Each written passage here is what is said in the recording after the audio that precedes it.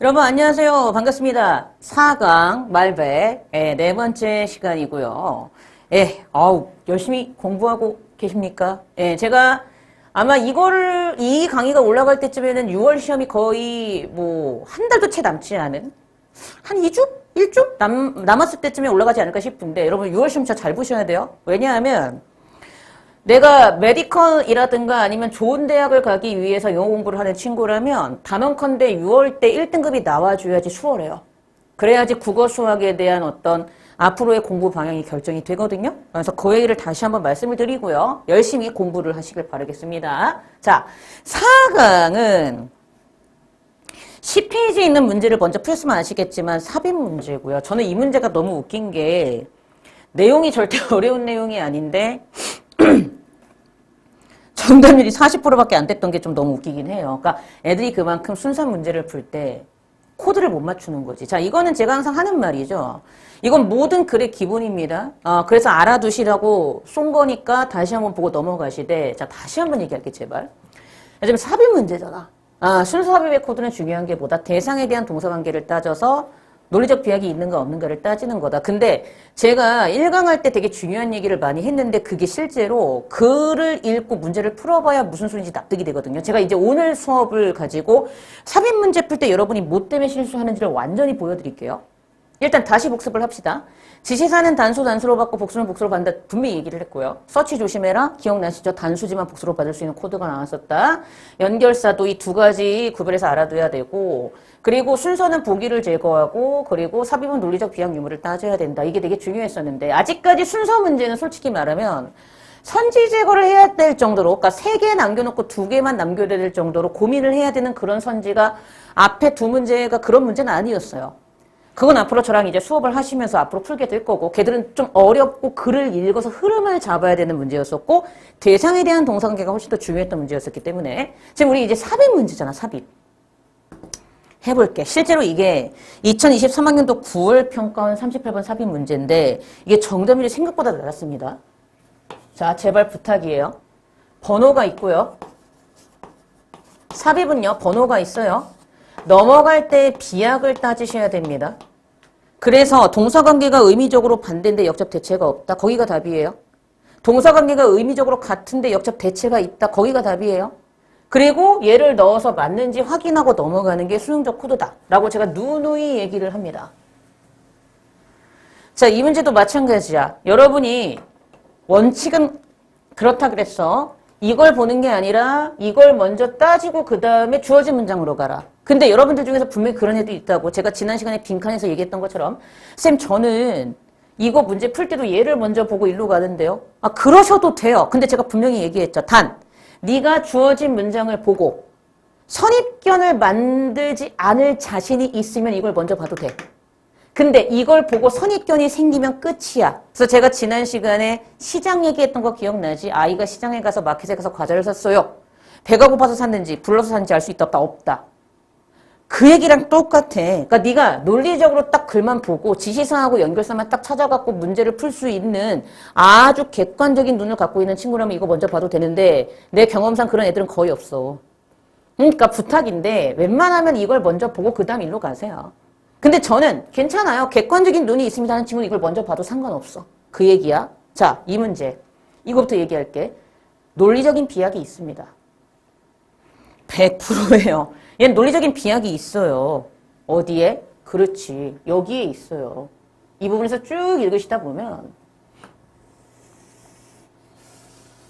이겁니다. 자, 제가 항상 하는 얘기인데 여러분들이 1등급이나 2등급이 나오는 잘하는 친구들이라면 여러분들이 순삽에서 놓치는 코드는 지시사 때문에 틀리는 경우가 대부분이에요. 오히려 잘하는 친구들이 연결사나 아니면은 흐름을 못 잡아서 순삽을 틀리는 경우는 극히 드물고 이 지시사를 많이 놓쳐서 틀리는 경우가 상당히 많습니다. 이게 대표적인 쉬운 문제인데도 정답이 낮았던 그 대표적인 걸 보여주는 문제야. 왜? 디스가 있어. 뮤추얼이래. 그럼 끝났어. 2번에 아무것도 들어가지 않고 1번 문장 다음에 2번 문장이 곧바로 나오려면 다시 2번에 아무것도 들어가지 않고 1번 문장 다음에 2번 문장이 곧바로 나오려면 1번 문장에 이 상호 간에 대한 상호간, mutual, 서로 간에 상호 간에 라는 내용이 1번 문장에 있었어야 돼. 근데 눈 씻고 찾아봐. mutual, 서로 간에 상호 간에 뭔가 하는 티키타카 하는 내용이 1번 문장에 있어 없어? 없어. 하지만 사회심리학자들은 이 용어를 좀 더 정확하게 사용합니다. 딱 이렇게만 있어요. 그러니까 당연히 여기가 펴요. 그러고 뭐 하라고? 넣어봐. 확인까지 해야 돼. 그게 수용적 코드야. 넣어봤어?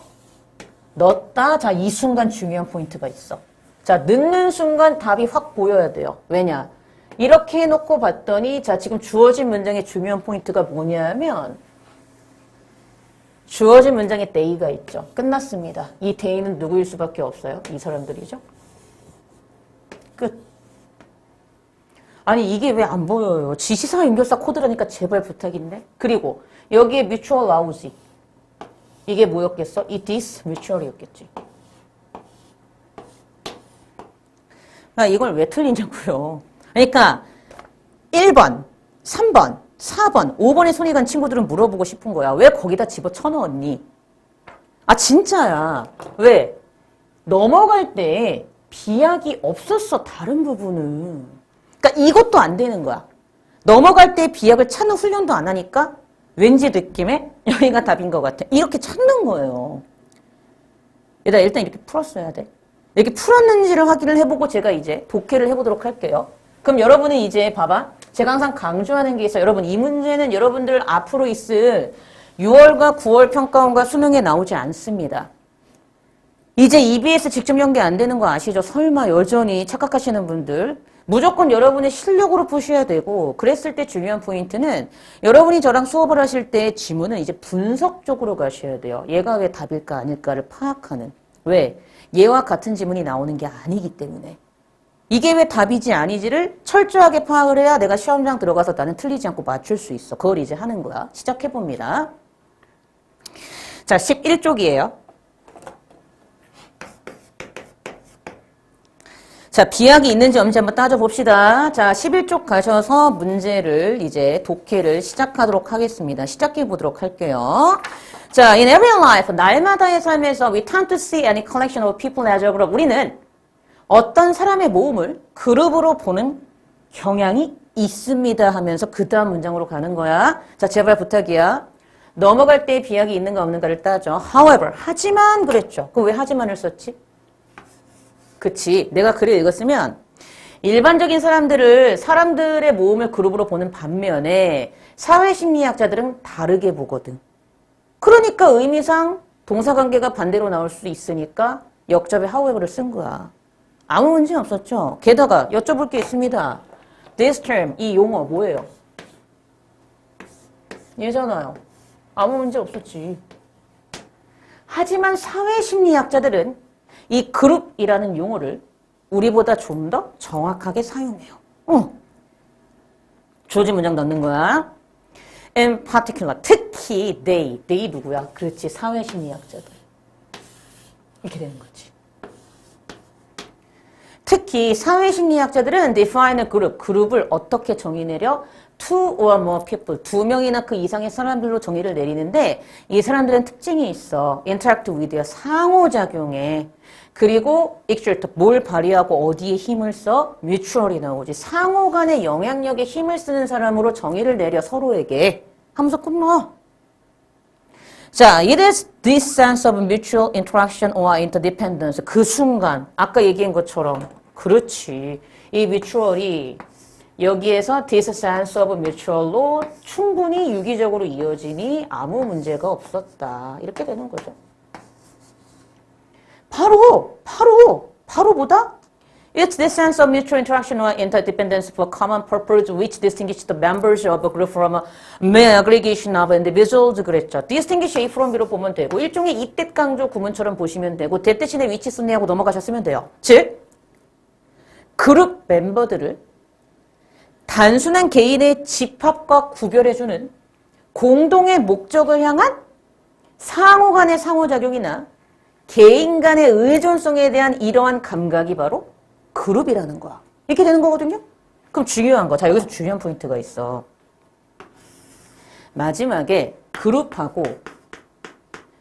단순한 모임을 비교해서 다르다고 했잖아. 그럼 그 다음에 그룹과 단순한 모임이 어떻게 다른지가 나와주면 끝 아니야? 그 다음에 그 예시가 나오는 거야. 봐봐.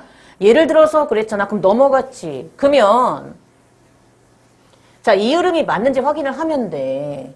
볼게요. 계속 페이지 11쪽입니다. 네.